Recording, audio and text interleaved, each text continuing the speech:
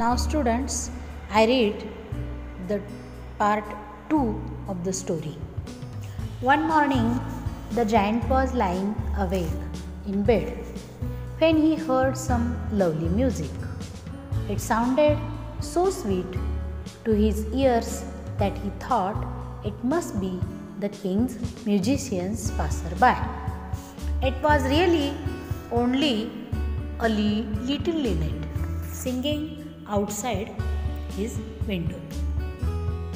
But it was so long since he had heard a bird sing in his garden that it seemed to him to be the most beautiful music in the world. Then the hail stopped dancing over his head, and the north wind ceased roaring, and a delicious perfume came to him through the open casement. I believe the spring has come at last, said the giant, and he jumped out of bed and looked out. What did he see? He saw a beautiful, wonderful sight. Through a little hole in the wall, the children had crept in, and they were sitting in the branches of the trees.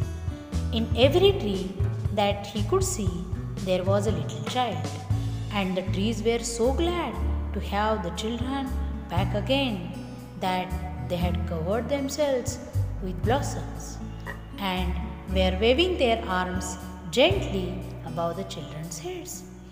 The birds were flying about and twittering with delight, and the flowers were looking up through the green grass and laughing. It was a lovely scene. Only in one corner it was still winter. It was the farthest corner of the garden, and in it was standing a little boy. It was so small that he could not reach up to the branches of the tree, and he was wandering all around it, crying bitterly. The poor tree was still covered with frost and snow, and the north wind was blowing and roaring above it. Climb up, little boy, said the tree, and it bent its branches down as low as it could. But the boy was too tiny, and the giant's heart melted as he looked out. How selfish I have been, he said. Now I know why the spring would not come here. I will put that poor little boy on the top of the tree, and then I will knock down the wall, and my garden shall be the children's playground forever. He was really very sorry for what he had done. So he crept downstairs and opened the front door quite softly and went out into the garden. But when the children saw him, they were so frightened that they all ran away, and the garden became winter again. Only the little boy did not run, for his eyes were so full of tears that he did not see the giant coming. And the giant stole up behind him and took him gently in his hand and put him up into the tree. And the tree broke at once into blossom, and the birds came and sang on it. And the little boy stretched out his two arms and flung them around the giant's neck and kissed him. And the other children, when they saw that the giant was not wicked any longer, came running back, and with them came the spring. It is your garden now, little children, said the giant, and he took a great axe and knocked down the wall.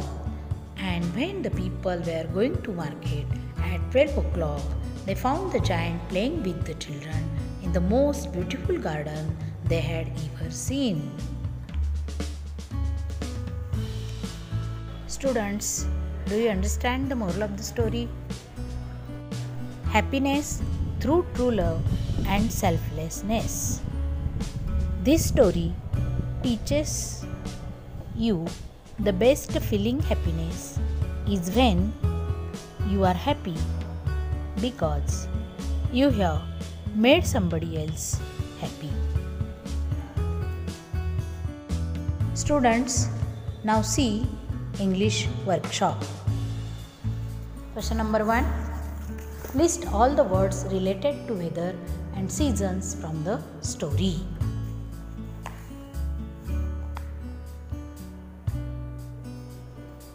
Springtime, spring, winter, north, wind, hail, snow, frost, autumn.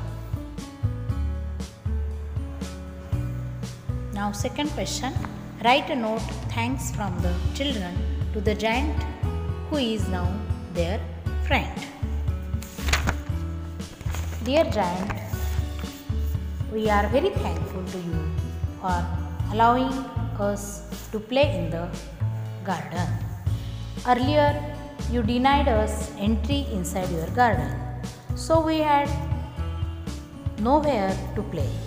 We had tried to play on the road, but the road is very dusty and full of stones. However, we are really happy that you have knocked down the wall that you had built around your garden. We will always be grateful to you for giving us your garden to play. Thank you for being so kind and generous. All the children. What do the children say to each other when they were restricted from playing in the garden? The children spoke to each other. How happy we were there. What did giant do to stop the children? The giant did not let the children play in his garden. So, to stop them, he built a high wall all around the garden and put up a notice board, trespassers will be prosecuted. Thank you. Goodbye.